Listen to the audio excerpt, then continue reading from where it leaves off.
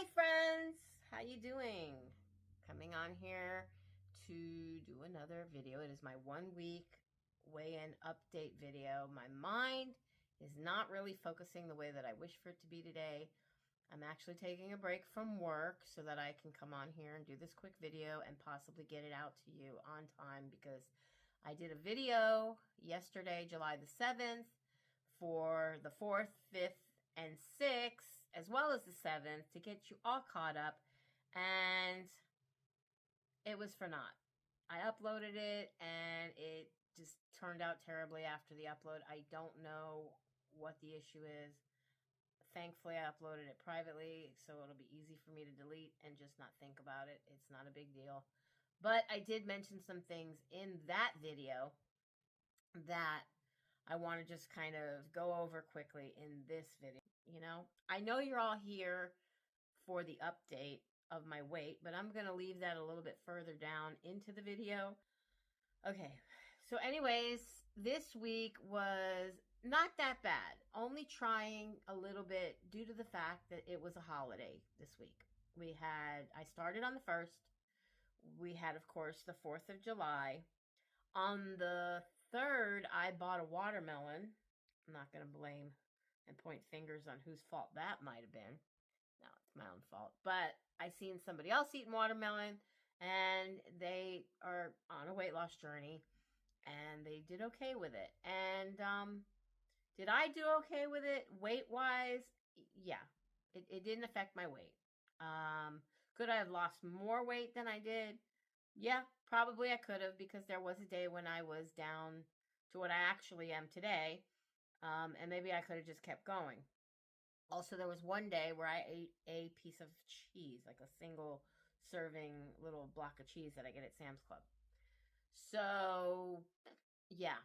But I was feeling really good from day 1, day 2, day 3. The pains were lessening. The brain fog was lifting. My cognizance was firing. Like, it was peaking. It was getting up there, and I was feeling really good. And then I started eating the watermelon, and I started noticing certain things started happening. One, I started getting hungrier, wanting to snack more, wanting more coffees, which some I would have with cream, some I drank without. I don't enjoy it without the cream as much, but I can drink it. You might be looking at this video and saying, well, then, Drea, why aren't you just drinking it without the cream? Because creamer is bad for people. For me, I do like to treat myself with the coffee. But then that's that stinking thinking that I need not to be doing, because food and coffees and things of that nature should not be for a treat. Food is for energy and not a reward. And if I get that mindset back and, like I used to do, I would have more success and a better chance of staying on track. Now, with that said, I didn't eat anything. Like, I didn't eat any buns, and I didn't eat any of those kind of carbs. I did have hot dogs one night with hubby, and we've had some sauerkraut in there that's pretty fresh, and we had sauerkraut with it. That's a fermented food, so, even though it's a carb, the carbs are kind of eaten up a little bit by the lactobacillus. Bacillus? I don't know how to say it. By that, okay? So the fermentation process helps to eat a lot of those carbs. So you're not really eating as many, or so they say. Depends on what you believe. But what you do need to do, like I do, is listen to your body. Listen to the signals that your body gives you. Inflammation has a way of showing up in so many different areas of your body. So depending on the things that you're putting in your body, you need to listen. Be your own advocate and listen to your body and try to hear what it's trying to tell you if you're doing something wrong, or even if you're doing something right. I learned this over the many years that I was doing all different kinds of diets, and then stopped doing those diets as I started doing something else, and then I would feel some of those symptoms like subside or just totally go away. When I did keto and was in ketosis, I felt a lot of those things subside, and I felt really good. But when I tried carnivore and took plants out of my diet for 30 days, even though, well, I think initially I was trying to do it for maybe only 10 days just to see, like, hey, anything start off in moderation. So I said, I'm going to just try it for about 10 days, I think is what I said. And I ended up sticking with it because I felt so fabulous. The energy levels was like nothing I had experienced even on a ketogenic diet. And I wasn't feeling pain. I wasn't feeling headaches. I wasn't feeling neck creaking and tightness and all the pain associated with the stress of the neck and shoulders and whatnot. So I know my body, and that's why I had stuck with it and was so strict with it when I was, because I knew that it was going to be better for me, until I just didn't care anymore for one reason or another, and things started happening that weren't going my way, and I just got the F-its and said, whatever happens, happens, I never said I'm going to just live my life the way I want to live it, though, and I don't care. I never said those words. I always struggled with it myself as if I was another person living in my body that just wanted what it wanted and didn't care what the good person who wanted to do good for my body wanted to do. There's that bad one that says, no, I want this, I want it now. Don't worry, tomorrow's another day. We'll start all over. I can't listen to that. I can't listen to that person. But this person, the one that wants to do good, that knows what's good for me, that knows how I feel, that one is the one I need to listen to more, and the other one is the one that I need to stifle and shut up with whatever it wants in its mouth. But as long as it doesn't have to go in my mouth, which obviously I am it in a way, so it can't go in my mouth anyways. So I got into some watermelon because it was the holiday and they're everywhere. And you can't go into a grocery store and not see watermelons in your face before getting in there and getting anything else you might have come there for.